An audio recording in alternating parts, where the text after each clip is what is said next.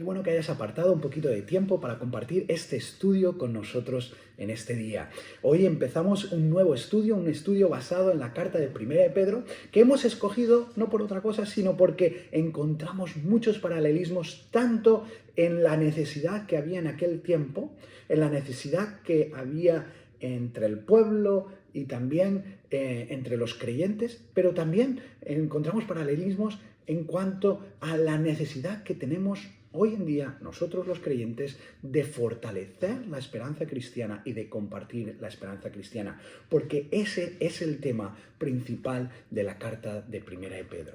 De hecho, cuando uno empieza la carta en el capítulo 1 y lee los primeros textos, se da cuenta que esta carta está dirigida a aquellos que estaban expatriados, dice mi traducción, es decir, aquellos que habían sido expulsados de su patria, de su nación, y tenían que vivir como inmigrantes en medio de un país no solo diferente, con culturas diferentes, sino sobre todo con una fe profundamente diferente. Y cómo vivir la fe en medio de esa situación era el principal desafío. Si a esto sumamos que los cristianos estaban pasando hostilidades, estaban pasando dificultades, pues nos hace ver que su realidad no era mucho más diferente a la nuestra, porque, ¿qué cabe duda?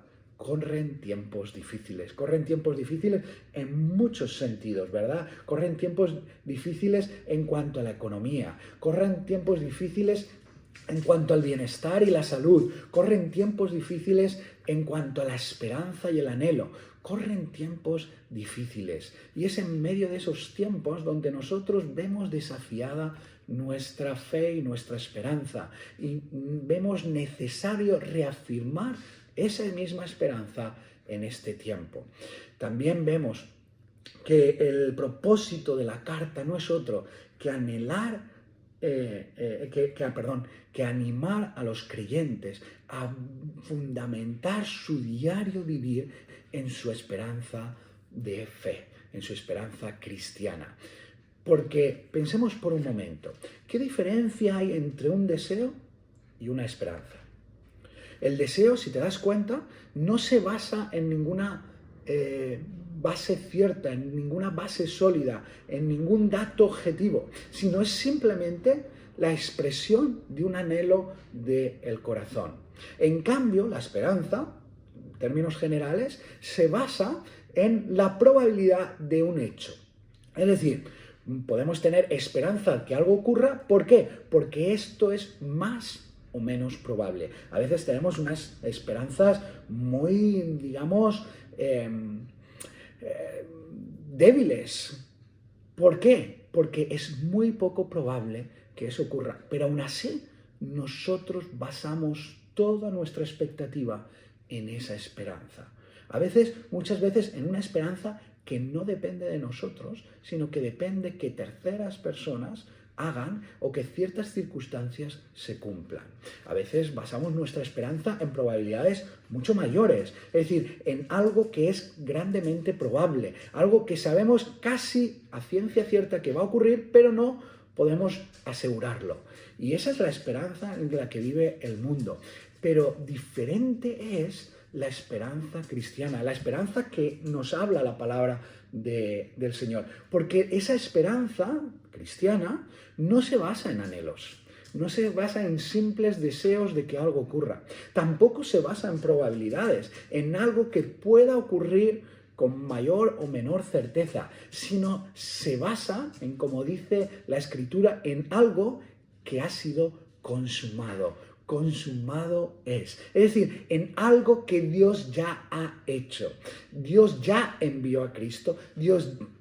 Cristo ya pagó en la cruz del Calvario por nosotros y Cristo ya resucitó como primicias de nuestra esperanza, como primicias de tu resurrección y de mi resurrección. Y es en ese hecho que se basa nuestra esperanza, en ese hecho sólido, cierto, que nuestra esperanza puede tener esa potencia para ayudarnos en nuestro diario vivir.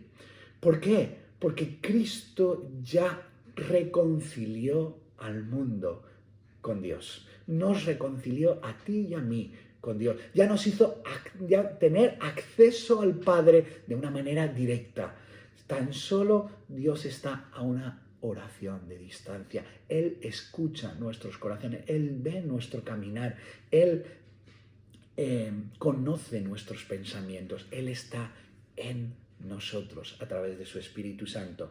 Eso ya ha ocurrido, esa realidad ya la estamos experimentando y eso es una gran verdad esperanzadora para los días que nos quedan por delante. Pero cuánto más cuando pensamos en la resurrección, en la vida más allá, porque muchos en nuestro tiempo están desesperanzados, no solo porque para ellos la vida no tiene sentido, sino porque para ellos la vida termina con la muerte. Pero cuán diferente es para nosotros, que sabemos que la vida tiene un gran sentido cuando Dios reina, cuando Dios gobierna, cuando Dios está en nosotros. Y cuánto mayor sentido alcanza la vida cuando sabemos que la vida no termina con la muerte, sino que se continuará eternamente. Y que la vida hoy en día, la que vivimos en este tiempo, en este periodo, es tan solo el preparativo para lo que ha de venir, que sin duda es mejor, es mayor. Y esa es nuestra esperanza. Pero cuán diferente era la esperanza que vivían en aquella época. Los filósofos de la época, que reflejan un poco el pensamiento que se tenía mayoritariamente, hablan de la esperanza en términos de vicio. Los estoicos decían que la esperanza no era una virtud, sino que era un vicio, era decir, una mala actitud, una mala costumbre. De hecho, Sófocles decía, lo mejor, más que cualquier otra cosa, es no nacer. Pero cuando un hombre ha visto la luz del día, lo más aproximado a lo mejor es que lo más rápidamente, posiblemente, pueda volver al lugar de donde vino. Es decir, no veían valor ninguno en la vida, se lamentaban por haber vivido, vivían como si en la vida no tuviera valor ninguno. Y es que en nuestro tiempo también hay gente que no ve sentido a la vida, que la realidad que vive le quita todo sentido y muchos anhelan la muerte. Y por eso los niveles de suicidio se han disparado. Vivimos en tiempos difíciles, vivimos rodeados en personas quebrantadas, personas desesperanzadas, personas que no tienen esperanza o que basan toda su esperanza en acciones o circunstancias muy poco probables. Cuán diferente es cuando un creyente basa su fe y su esperanza en aquello que tiene cierto y que ya ha sido consumado, que no es otra cosa que en Cristo Señor. Cuán diferentes son nuestros pensamientos cuando lo afrontamos desde la esperanza. Cuán diferentes son nuestras decisiones cuando las afrontamos desde la esperanza, nuestras actitudes, incluso nuestros sentimientos. Piensa por un momento para que veáis cuán grande y cuán poderosa puede ser la esperanza. Cuando yo me preparo para salir después de estos días tan lluviosos, que vemos que el pronóstico del tiempo es que va a llover, cuando nos asomamos por la ventana y vemos que ha estado todo nublado, ¿qué esperas tú que ocurra? Que llueva, ¿no? ¿Y cómo tú condicionas tu día a que llueva? Algunos dicen, me da igual, aunque llueva, yo me mojaré, pero ya predispones tu mente a que te vas a mojar. Otros dicen, no, si va a llover, pues esto y esto que yo iba a hacer en el exterior, lo voy a hacer en el interior. O simplemente coges el chubasquero, coges el paraguas y afrontas ese día de manera muy diferente. Porque cuando espera alguien algo, sus pensamientos, sus decisiones se ven condicionadas por esa esperanza. Claro, si esto ocurre en el diario vivir, donde la esperanza pues está ahí, ¿no? Convivimos con ella. Uno se para ante el semáforo en rojo y cuando sale en verde tira adelante esperando que los demás que tienen el semáforo en roja se paren. Es decir, nosotros convivimos con la esperanza, pero convivimos con una esperanza humana, condicionada, limitada por las circunstancias, los tiempos, incluso por terceras personas. ¿Cuán diferente es cuando nuestra esperanza está basado en la persona de Cristo? Está basado en quién es Él, en su poder ilimitado, en su deseo amoroso y sobre todo en aquello que ya ha hecho. Cuán diferente es cuando yo vivo una circunstancia y sé que Dios está conmigo. Sé que Dios va a actuar. ¿Por qué lo sé? Porque tengo mi esperanza en Cristo. Cuán diferente es cuando yo afronto mi diario vivir basado en la esperanza.